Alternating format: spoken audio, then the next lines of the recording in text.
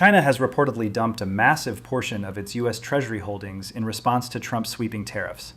The sell-off pushed debt levels to their lowest since 2009, rattling bond markets and threatening U.S. borrowing costs. Beijing warns it's a strategic retaliation, not panic. Watch the full video to learn how much was sold, why experts are sounding the alarm, and what this could mean for America's economy. Welcome, curious minds, to another deep dive. Today we're doing something really interesting. We're taking just one statement, literally a handful of words. Just a snippet, really. Exactly. And we're going to peel back the layers, see what's really going on underneath. Because this statement, it's not just a headline, you know? No, it reads like a shockwave announcement. Right. A financial earthquake, maybe a geopolitical power play, and, well, a very public reaction, all packed into this one little nugget. And our mission, for you listening, is to get past that sort of initial wow factor. Yeah, beyond the shock. And really dig into what it means, the shifts it implies. Okay, so here it is. This is the core piece of information we're dissecting today. It happened. Trump rages as China sells entire U.S. debt in response to Trump tariffs. Wow. Let me say that again. It happened. Trump rages as China sells entire U.S. debt in response to Trump tariffs. I mean, the language itself just jumps out, doesn't it? It really does. That it happened right at the start. It's so declarative. Almost like a shout. Yeah. Then Trump rages. You get this this really raw, visceral image. Very emotional language. And then the big one.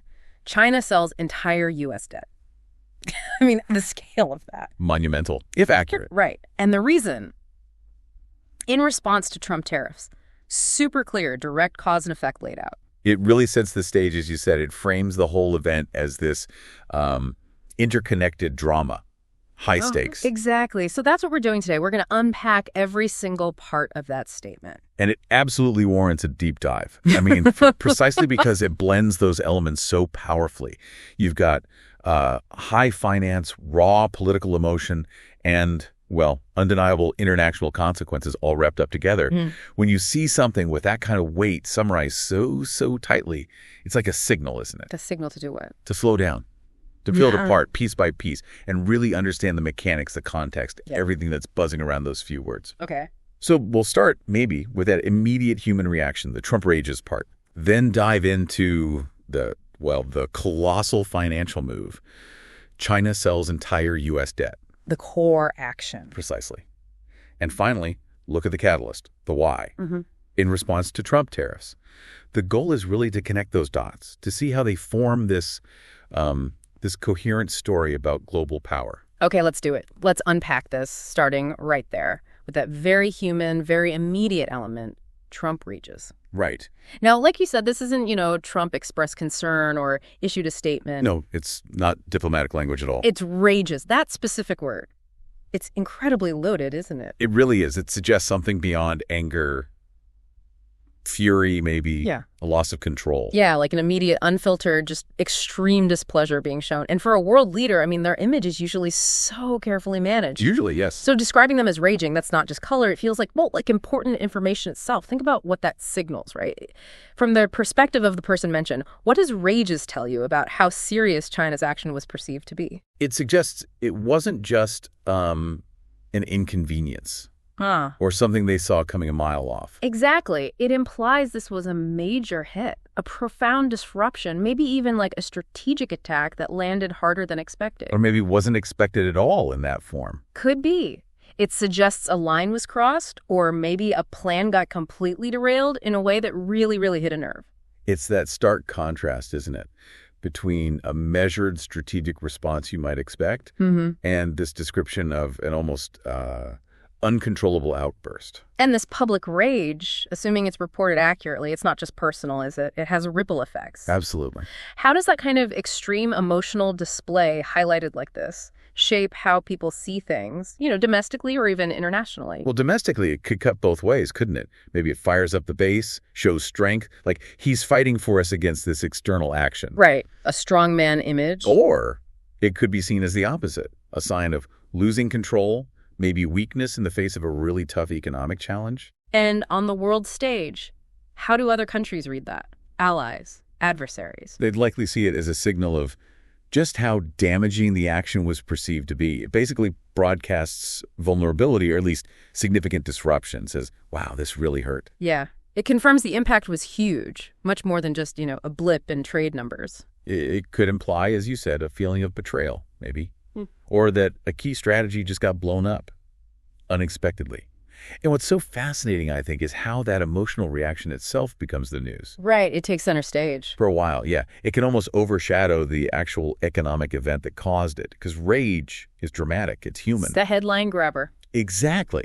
But analytically, that word rage, it's more than just description. It's an indicator. It points directly to the perceived magnitude of what China supposedly did. So the reaction tells you about the action. Precisely. It suggests this wasn't just someone being annoyed. It points toward maybe shock or a level of frustration that broke through the usual, diplomatic facade. It hints at a perceived crisis. And the power of language here, it's immense, especially in global politics and finance.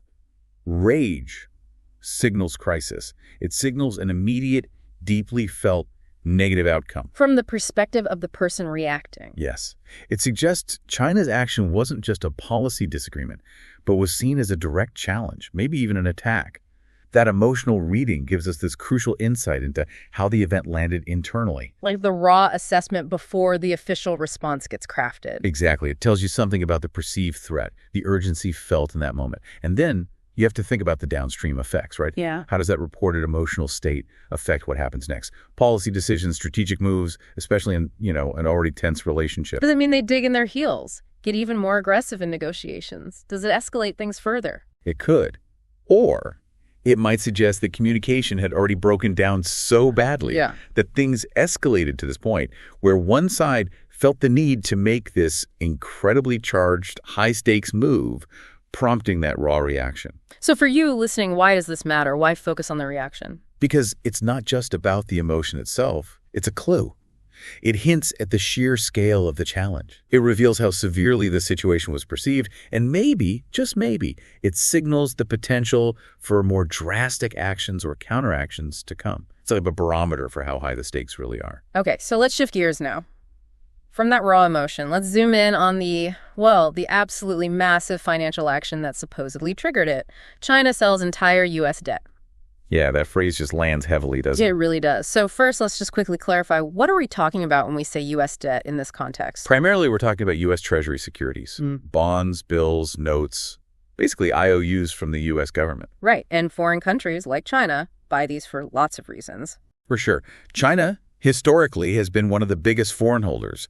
They earn massive amounts of dollars through trade surpluses. Telling us more stuff than they buy from us. Exactly. And they needed a safe place to park all those dollars. U.S. treasuries were seen as, the safest, most liquid asset in the world. So they bought trillions of dollars worth over the years. It became a core part of their foreign exchange reserves. Okay, now let's really zero in on that word. Entire. That's the kicker, isn't it? It really is. It's not China sells some U.S. debt or a large portion. Or even diversifies away from it. No, it's entire. That single word just escalates this massively. It transforms it from, a portfolio adjustment into something unprecedented, a complete total liquidation. Yeah. So what does that even mean for a country like China, which was for so long like a bedrock buyer of U.S. debt? A pillar of the market, really. To suddenly sell all of it. I mean, that's not just tweaking strategy. That sounds like cutting a lifeline. It implies a very deliberate, very final kind of severing of a major financial connection. A full stop. So what kind of message does a move like that send about China's intentions regarding the U.S.? Well, it could signal several things, couldn't it? A strategic decoupling, maybe? A conscious effort to reduce financial entanglement? Or, as the source says, maybe it's just pure retaliation. A massive act of financial warfare, essentially, designed to inflict maximum pain, send the strongest possible signal. And just thinking about the logistics, selling the entire U.S. debt holdings of China, we're talking trillions. Potentially, yes. What? Depending on the exact timing and holdings. Trillions of dollars. Dumping that onto the global market? Right. The sheer scale is hard to wrap your head around. What would that do to the markets instantly? Well, think about it like this. Imagine a huge whale investor in a company, maybe holding 20% of the stock. Okay. And suddenly, overnight, they announce they're selling all of it. Right. Tomorrow morning. What happens to that stock price? It craters, absolutely tanks, panic selling. Exactly. Now scale that up. Scale it up to the market for U.S. government debt, which is seen as the bedrock of the global financial system. The impact would be immense. So the U.S. bond market, it would just be flooded, right? With all these treasuries for sale that nobody was expecting. An absolute deluge.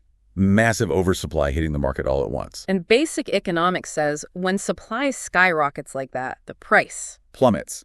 Bond prices would fall sharply. And when bond prices fall, the yields, the interest rates the government has to pay to borrow. They have to go up significantly to attract new buyers willing to take on that debt at the now lower prices. So higher interest rates across the board in the U.S., what does that mean? It ripples everywhere. First, for the U.S. government itself, borrowing becomes much, much more expensive. Servicing the existing national debt costs more. Funding new programs costs more. It puts huge pressure on the federal budget. Then for businesses? Higher rates mean loans for investment, expansion, R&D. All that becomes more costly. It can really put the brakes on economic growth, maybe even lead to layoffs. Okay, and for regular people, for you listening? Mortgages get more expensive. Car loans cost more. Credit card rates likely go up. It squeezes household budgets, makes big purchases harder. It directly impacts your wallet. Wow. Okay, what about the U.S. dollar itself? If China's selling trillions in dollar assets, they're likely converting those dollars into other currencies, right? Or other assets. So you have this massive amount of dollars being sold on the foreign exchange market. Increasing the supply of dollars. Dramatically, relative to demand, which would put immense downward pressure on the dollar's value. Meaning the dollar gets weaker. Potentially significantly weaker, which then makes anything imported into the U.S. more expensive. Fueling inflation? Could very well do that, yes. It's this complex web.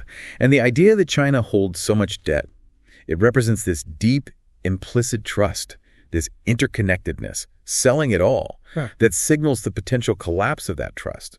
It's a fundamental challenge to the way global finance has worked for decades. And connecting that to the bigger picture, I mean, this phrase, China sells entire U.S. debt, it throws a harsh spotlight on just how critical those foreign holders have been for financing U.S. spending and, frankly, for keeping the global financial system stable. It was always seen as a sort of stable loop. Exactly. A symbiotic relationship, almost. China gets dollars from trade, invests them safely in U.S. treasuries. The U.S. gets affordable financing for its debt. It seemed like a setup that discouraged major conflict because both sides relied on it. Until this, potentially. Right. This scenario suggests that reliance can be turned into a weapon. The immediate market consequences, like you laid out, they'd be profound. Trillions in bonds hitting the market creates that supply shock. Prices fall, yields spike. And those yields, the interest rates. They don't just affect new borrowing. They affect the rates on everything. The U.S. government suddenly faces a ballooning interest bill on its massive existing debt. Think about the budget implications. Even a 1% rise on trillions is billions and billions in extra spending needed just for interest payments. It severely limits what else the government can do. It's fiscal straitjacket, basically. Pretty much. And then, businesses pull back because borrowing is expensive. Innovation slows. Hiring maybe slows or reverses. And consumers, they feel it directly. Mortgages, car loans, credit cards, everything tied to interest rates gets more expensive. It's a direct hit to purchasing power. And the dollar weakening. That downward pressure from China selling dollars, it makes imports pricier. Think gas, electronics, clothes, anything coming from abroad costs more. That feeds inflation, which erodes savings and makes life harder for everyone. It's like a perfect storm of negative economic effects. It could be, yes. Which really underlines that huge question. What actually happens when a nation that holds so much of your debt decides we're out completely now? It's been talked about as like a financial nuclear option, hasn't it? It has, a theoretical doomsday scenario in some ways. And this source is claiming it happened. Right. Beyond those immediate market fireworks, the long-term questions are huge. Does this shatter the dollar's status as the world's main reserve currency if the biggest holder can just dump it all as a weapon? Other countries might get nervous about holding so many dollars themselves. Exactly. They might think, whoa, maybe we need to diversify, hold more euros, yen, gold, something else, anything to reduce our vulnerability if we end up in a dispute with the U.S. It could accelerate that whole de-dollarization trend we hear about. So is this China declaring financial independence a strategic pivot or just a massive warning shot? It could be interpreted in all those ways. It definitely sends a message about financial power and the willingness to use it, even if it causes global instability. Which brings it back to you, the listener. Understanding these global debt dynamics isn't just academic. It directly shapes national economies, the interest rates you pay, the value of your currency, and the stability of the whole system we all operate in. Oh. It's the hidden wiring of the global economy. Okay, so if that colossal action, China sells entire U.S. debt, is the what, then the why is just as crucial. And our source gives it to us point blank. In response to Trump tariffs. No ambiguity there. None at all. It frames the debt sale not as some random market event, but as a direct consequence, a retaliation triggered by a specific trade policy. Let's think about tariffs here for a second. Not just the definition, but their strategic use under Trump. They weren't just about raising revenue or protecting one specific industry, were they? No, they felt much broader. They were presented as a tool, an aggressive lever, really, to try and force changes in other countries' trade practices, primarily China's, by hitting them economically. A form of economic coercion. And this phrasing, in response to, it cements that link. It makes it explicitly tit for tat. An economic action provoking an economic counteraction. Classic statecraft, but maybe using unconventional tools. Yeah, that's the striking part here, isn't it? How tariffs, which are fundamentally about trade in physical goods. Right, taxes on imports. Are shown here, triggering a response in a completely different arena. High finance. The selling of government debt. It shows the battleground shifting, or at least expanding. It's not just about who sells more washing machines anymore. It connects trade policy directly to financial stability. So what does that direct link tell us about the U.S.-China relationship at that moment? It suggests things were beyond strained, probably in a state of open economic conflict, maybe where normal diplomacy wasn't working or wasn't being prioritized. And it implies China saw those tariffs not just as like an economic nuisance. No, but as a major act of aggression. Something that demanded an equally forceful, maybe even disproportionate response to send a message. Which leads to the question, is this a new playbook? Are we seeing trade disputes escalating beyond just matching tariffs on soybeans or steel? Into outright financial warfare, using national reserve and debt holdings as ammunition. Yeah. Is that the new frontier of economic conflict? And you have to wonder about the strategy behind it.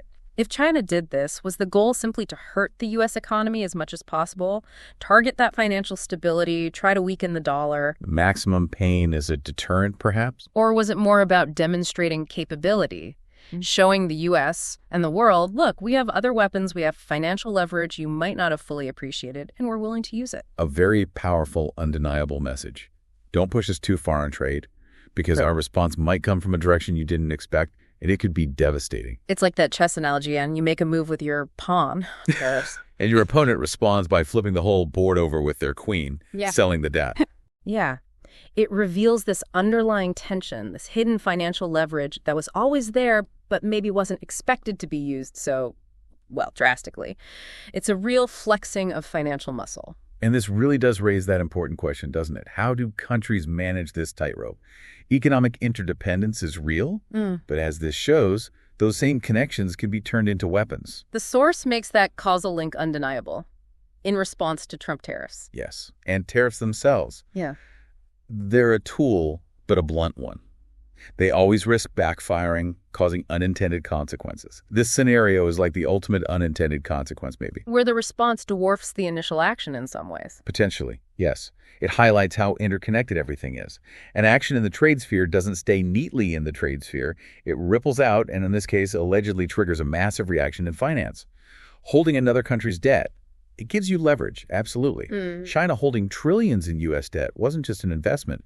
It was always a source of potential power. Economic leverage. Right. But using that leverage by selling it off. It's potent, yes, but it's also risky for the seller. How so? Well, dumping trillions in assets quickly could mean selling at fire sale prices, taking huge losses yourself. It could destabilize global markets in a way that harms your own economy too, especially if you're a major trading nation like China. And it damages trust in you as a reliable financial actor. So the decision to sell the entire debt, as the source claims, would imply a massive calculation. A calculation that the pain inflicted on the U.S. or the message sent was worth those considerable risks and potential costs to themselves and the global system. It suggests a willingness to absorb damage to inflict damage. So does this set a precedent? Is this how major economic disputes will be fought now, moving from tariffs on goods to dumping financial assets? That would be a much more dangerous game. Much more. Imagine a world where routine trade disagreements could trigger runs on currencies or bond market collapses. The potential for global financial instability would be enormous. It could completely undermine trust in the markets we rely on. And could it push other countries faster towards de-dollarization? You'd have to think so, wouldn't you? If you see the U.S. using tariffs aggressively and China allegedly responding by weaponizing its dollar holdings, other countries might logically say, we need to reduce our exposure. We need alternatives. We can't be vulnerable to this kind of financial warfare. Hedging their bets. Exactly. Diversifying reserves away from the dollar, maybe exploring central bank digital currencies, strengthening regional financial arrangements, anything to build resilience against being caught in that kind of crossfire. So for you listening, the takeaway here is that economic policy isn't siloed. Trade actions have financial consequences. Financial actions have geopolitical consequences. It's all deeply intertwined, and the potential for unexpected, far-reaching impacts is always there. It shows that economic power has many dimensions, and some are far more explosive than others. Okay, let's try and weave all these threads together now. Put the pieces back into the full picture presented by our source. You have this clear, dramatic sequence. Tariffs are imposed. China responds by, allegedly, selling its entire holdings of U.S. debt, which in turn provokes this reported rage from Trump. A very rapid, very dramatic escalation. Right. That single statement captures this entire arc from trade policy to a massive financial countermove to a powerful political reaction. It's cause, effect, and reaction all laid out. And it really underscores, doesn't it, just how interconnected everything is. Trade, finance, politics. They aren't separate domains. Not at all. They're deeply tangled, especially between major global players like the U.S. and China. A decision in one area, like imposing tariffs, can trigger an earthquake in another, like the bond market. Which then leads to this very visible political fallout. It's a stark illustration that you can't just pull one lever in the global system without potentially shaking the whole structure. Actions have consequences, often unintended and far-reaching. So thinking about the bigger picture, what does an event like this suggest about global power dynamics? Are they shifting? It certainly raises the question. Does it mean financial leverage, like holding debt, is becoming a more dominant form of power? Maybe even eclipsing traditional trade leverage or military might in certain situations? And how does this incident change the game for future negotiations between the U.S. and China or even other major economies? You'd imagine it would make everyone more cautious, wouldn't you? More aware of the potential for disputes to spill over from trade into finance, with potentially catastrophic results. Maybe it forces a rethink of how aggressively to use tools like tariffs if the response could be financial Armageddon. Or does it do the opposite? Does it signal that economic warfare, using all available tools, including financial ones, is now considered fair game? That's the worrying possibility, isn't it? Yeah. A move towards more overt, no-holds-barred economic conflict. It really is like that earthquake analogy. The tariff tremor triggers the massive debt sale quake, and the rage is part of the shock wave, the speed, the scale. It happened. Entire U.S. debt. It all paints a picture of something sudden, huge, and destabilizing. And if we connect that whole narrative to the even bigger picture, the sequence of tariffs, total debt divestment, furious reaction, it paints a really stark picture, I think. A picture of just how fragile economic interdependence can be when political tensions reach a boiling point. We used to hear that interdependence bred stability, right? Mutual interest. That was the theory, yes. Yeah. Globalization, deep economic ties. They were supposed to make conflict irrational because everyone had too much to lose. But this scenario flips that on its head. It suggests those very same ties, those interdependencies, can be weaponized. Turning connection into a vulnerability. Precisely. It challenges that whole optimistic view of economic integration automatically leading to peace. It also underlines that these powerful economic tools, tariffs on one side, debt holdings on the other, they're not just levers you can pull with predictable results. Using them, especially aggressively, can unleash forces that spiral out of control. It can lead to outcomes that are damaging for everyone involved, including the actor who initiates it. Like the financial nuclear option causing global fallout. Exactly. It doesn't just hit the target. It destabilizes the whole system. It erodes trust, damages relationships, potentially harms your own economy through feedback loops. The cost-benefit analysis becomes incredibly complex, way beyond just dollars and cents. It's about geopolitical stability, long-term trust, the very functioning of the global order. Actions have echoes. So do this kind of event scream out for, I don't know, new rules of engagement, new international frameworks or dialogues specifically designed to manage these kinds of economic disputes before they escalate into financial warfare? Because the old tools, maybe WTO rules or standard diplomacy, seem inadequate for this kind of scenario. Potentially, yes. They might be too slow or just not equipped to handle the speed and severity of financial weapons being deployed. Could this event be looked back on as a turning point, a moment that marked a shift towards maybe more financial de-risking between nations? Countries actively trying to decouple their financial systems. Or at least reduce their vulnerabilities. Yeah. Pursuing economic self-sufficiency not just for jobs, but as a core part of national security in this new, potentially more dangerous landscape.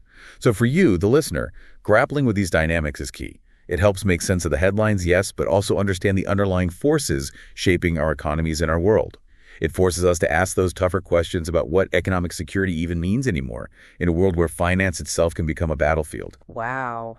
What a journey, unpacking all of that from just one single sentence. It's really quite amazing. We've traced the potential chain reaction from trade policy, sparking this alleged massive financial retaliation, leading to that visceral political response. All contained in those few powerful words. Yeah, it just shows how much can be hidden beneath the surface of a headline. If you take the time to dig deep, to really explore the implications, the insights are definitely there. So thank you for joining us on this deep dive into what we called the debt shock. Tariffs, rage, and global economic ripples. And maybe just one final thought to leave you with, something to mull over as you watch global events unfold. In this world where, as we've discussed, economic tools can seemingly transform into financial weapons overnight, where the very interconnections that build the modern global economy can also be used to tear it down. How do nations actually define and achieve economic security? Is it about building walls or building bridges? Is it about stockpiling financial assets or fostering diverse, resilient relationships? What does security truly mean when the system itself feels increasingly fragile and potentially weaponized? Keep thinking about that interplay. The answers really do affect us all. Global Mind News. If you found this report helpful, make sure to like, share, and subscribe. We bring you the facts, insights, and updates that matter, straight from the source. See you in the next report.